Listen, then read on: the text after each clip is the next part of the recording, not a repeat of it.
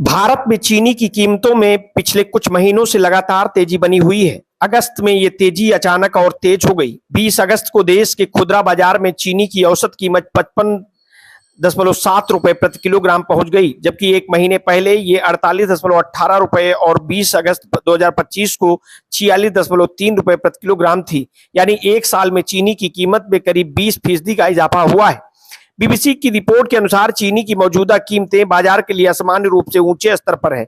इसके पीछे केवल कमजोर मानसून को जिम्मेदार नहीं माना जा सकता। कम शुरुआती स्टॉक, अनुमान से कम उत्पादन, गन्ने की फसल पर मौसम और बीमारी का असर, इथेनॉल के लिए चीनी का डायवर्जन और त्योहारों से पहले बढ़ती मांग, इन सभी कारणों ने बाजार पर दबाव बनाया है।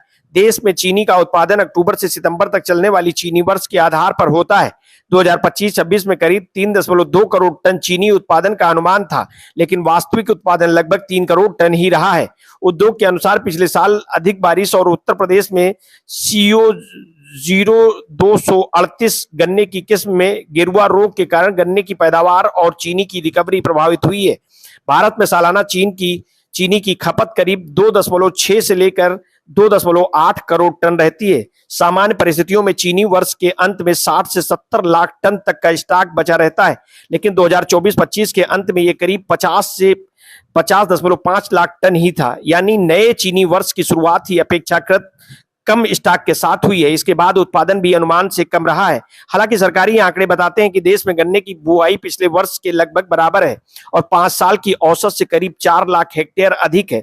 इससे साफ है कि मौजूदा समस्या केवल गन्ने के रकबे की कमी की नहीं, मौसम, उत्पादन, फसल में बीमारी और चीनी रिकवरी जैसे कारक भी उत्पादन को प्रभावित करते हैं। इथेनॉल नीति ने भी चीनी के बाजार का गणित बदला है।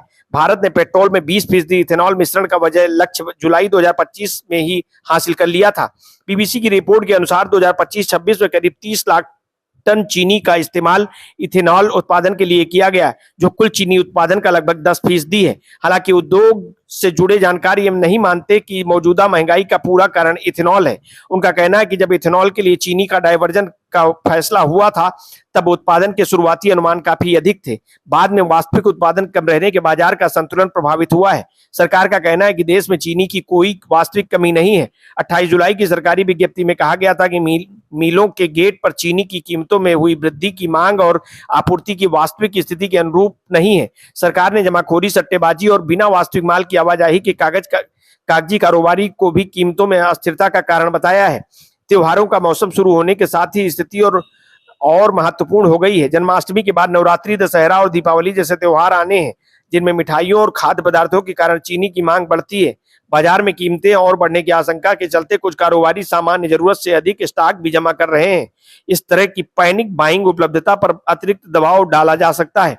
सरकार ने घरेलू बाजार में आपूर्ति बनाए रखने के लिए चीनी के निर्यात पर रोक लगाई है और थोक कारोबारियों की स्टॉक पर सीमा भी लगाई है। इन कदमों का उद्देश्य बाजार में कृत्रिम कमी और जमाखोरी को रोकना है। चीनी उद्योग के प्रतिनिधियों के अनुसार जुलाई, अगस्त और सितंबर उत्पादन का ऑफ सीजन होता है। अक्टूबर से नई पेराई शुरू होने के बाद बाजार में ताजा चीनी आने लगेगी और कीमतों में गिरावट की संभावना है। उद्योग के अनुसार सामान्य सीजन में चीनी की कीमतें 38 से 42 रुपए प्रति किलोग्राम के आसपास रही है, जबकि इस समय ये 50 रुपए के पार है। मौजूदा स्थिति का एक दूसरा पहलू भी है। चीनी की ऊंची कीमतों से जहां उपभोक्ताओं पर अतिरिक्त बोझ पड़ रहा है, वहीं इससे चीनी मिलों को किसानों का भुगतान करने में मदद मिल सकती है। लंबे समय तक कम कीमत रहने पर मिलों की वित्तीय स्थिति कमजोर होती है और गन्ना किसानों के भुगतान में देरी का खतरा बढ़ता है। भारत में गन्ना आधारित उद्योग से करोड़ों किसान और कामगार जुड़े हैं। देश में औसतन 55 से 60 लाख हेक्टेयर में गन्ने की खेती होती है और करीब 45 करोड़ टन गन्ने का उत्पादन होता है। इसलिए चीनी की कीमत का सवाल केवल रसोई के बजट तक सीमित नहीं है। इसका सीधा संबंध किसानों की आय, चीनी मिलों की आर्थिक स्थिति, एथेनॉल नीति और सरकार के खाद्य प्रबंधन से है। फिलहाल उपलब्ध आंकड़ों से यह संकेत मिलता है कि देश में तत्काल चीनी की गंभीर कमी नहीं है, लेकिन बाजार में आपूर्ति और मांग के बीच संतुलन जरूर कमजोर हुआ है। कम शुरुआती स्टॉक, उत्पादन में कमी, इथेनॉल के लिए डायवर्जन और त्योहारों से बढ़ती मांग ने स्थिति को संवेदनशील बना दिया है। अक्टूबर से नई चीनी बाजार में आने के बाद कीमतों में राहत की उम्मीद है, लेकिन इससे पहले त्योहार के दौरान मांग, सरकारी नियंत्रण और बाजार में उपलब्ध वास्तविक स्टॉक ये तय करेंगे कि मौजूदा तेजी कितनी देर तक बनी रहती है। आम उपभोक्ताओं के लिए फिलहाल सबसे महत्वपूर्ण बात यह है कि चीनी की कीमत में ये उछाल अस्थायी साबित होता है या आने वाले महीनों में खाद्य महंगाई की एक और बड़ा दबाव बनता है।